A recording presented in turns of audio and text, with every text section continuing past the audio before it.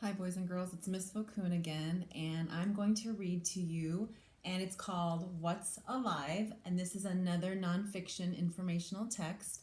The author's purpose is to teach us about the differences between things that are living and non-living. If something is non-living, you can guess that that means not living. That little word part non means not living.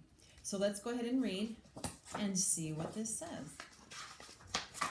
What's alive? Oh, let's see. The author is Kathleen Widener Zofield, and the illustrator who did the pictures is Nadine Bernard Westcott. It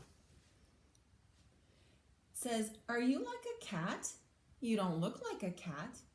A cat is furry. It has a long tail and 4 legs. You have 2 legs and no fur, but you can run and jump like a cat.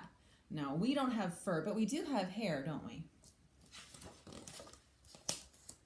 Are you like a flower or a tree? You don't look like a flower or a tree. A tree is tall. Its green leaves grow high up in the air, and its roots grow deep underground. A flower can have petals of pink or yellow or red. See the petals? You have no petals, and you won't grow as tall as a tree, but like a flower and a tree, you are growing. Are you like a bird?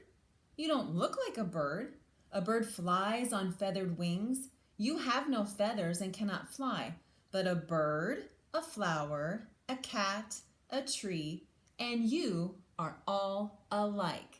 And when things are alike, it means they have something that's the same. And you are alike in one important way. You are all alive or living.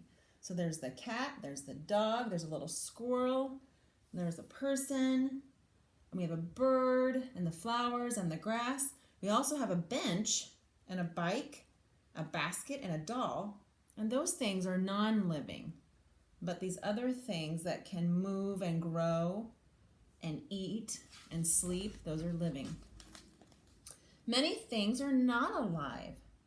A stone is not alive, like a little rock. Your tricycle, a book, the swing set, a doll, none of these is alive. Do you know how to tell if something is a living thing or not? All living things are alike in certain ways. All living things need water and food and air. Living things use water and food and air to give them energy. They need this energy to grow and move. And look, the little girl's eating her peanut butter and jelly sandwich to give her energy because she is living, just like you. Oh, now we have the flowers. Oh, we have the mama cat feeding her baby kittens milk. And we have lots of kittens running around. Wow, this family likes kittens. When a cat is born, it is small. It is called a kitten. A kitten gets food from its mother. As the kitten grows bigger, it begins to lap up water and nibble on food from a bowl.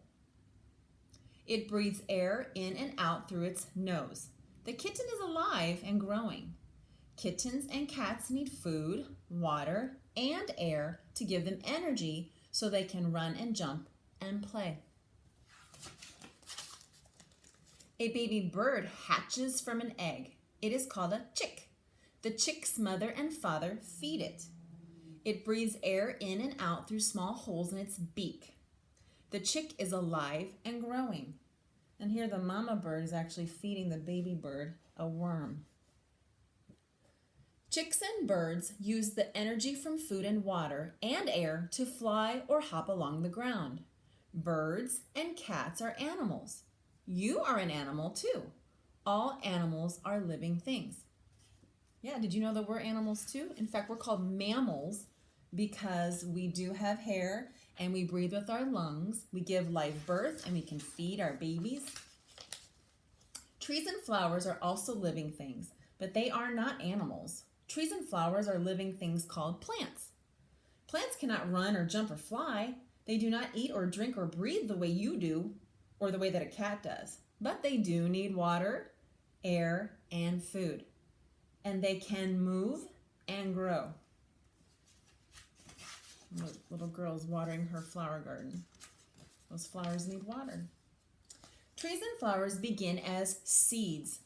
When they are still small, trees and flowers are called seedlings. The seedling grows roots. Roots take in water and nutrients from the soil. So roots are like little straws that are under the ground, and they suck up all the nutrients and good things from the soil to help them grow. The seedlings grow leaves. Leaves help plants to breathe in a special way.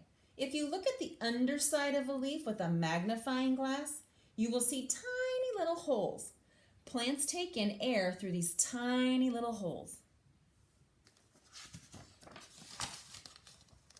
Green leaves also help plants to catch sunlight. Plants use the power of sunlight to make food out of air, water, and nutrients from the soil. Plants use the food they make to give them energy. The energy helps them move. They do not run or jump, but they grow and grow. They bend their stems and leaves to follow the sun. So when a plant uses the sun's energy and water and air and nutrients from the soil, we call that photosynthesis.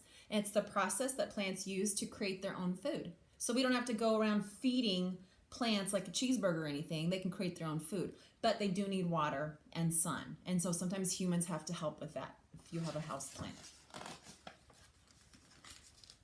All animals and all plants are living things. Anything that never needs food or water or air is not a living thing. Now you can go exploring. Walk through your house slowly, then through your backyard or the park. Look carefully at everything you see. Draw pictures of each different thing. So as you go through your house or your apartment, even if you can get outside, if you start to notice, you will find living things and non-living things. And if you have a house plant or a pet, you have living things or living animals and plants growing in your home. When you are finished exploring, look at your pictures and see if you can tell which are living things and which are non-living. For each picture, ask yourself these questions. Does this thing need food? Does it need water? Does it need air? Can it grow or move all by itself? If the answer to these questions is yes, then that is a living thing. And it looks like the little girl has a collection of drawings that she created that represent all the things that she's been finding outside and in her home. But what if you find a plant that is brown and dry? It will not grow anymore. It cannot take in water or air. It cannot move, except to blow in the wind. But is that a living thing? This definitely looks different than these green ones over here. And these are just blowing away. They're moving, but are they living? What if you find a little bird that has fallen from a tree? You see the little birdie? It lies very still on the ground. That little bird will never move again. It will not eat or grow again. Is the little bird a living thing? The dry plant and the little bird are living things that have died. All living things eventually die, and that is an important part of being a living thing. A stone or other non-living things can never eat or grow. It can never run and jump and play. A non-living thing cannot die because it has never been alive. When you've looked through your pictures, try sorting them into piles of living things and non-living things. Then separate the pictures of living things into piles for plants and animals. You can hang the pictures on your wall or a bulletin board. Whenever you find anything new, you can ask yourself, does it need food? Does it need water? Does it need air? Can it grow or move all by itself? Then you can add its picture to your collection. So here the little girl has her wall and it's titled Living, and she has them sorted into plants that are living and animals that are living. And then she has a non-living side. And we have a ball and a television, it looks like a toothbrush, a cup, the dolly, and a snowman. And then she has some other pictures here ready to put up. You will always be able to tell what's alive and what is not. So this would be a good thing to do on a nice spring day. Just go outside and look around and see if you can figure out which things are non-living and which things are living. Okay? You guys have a great day.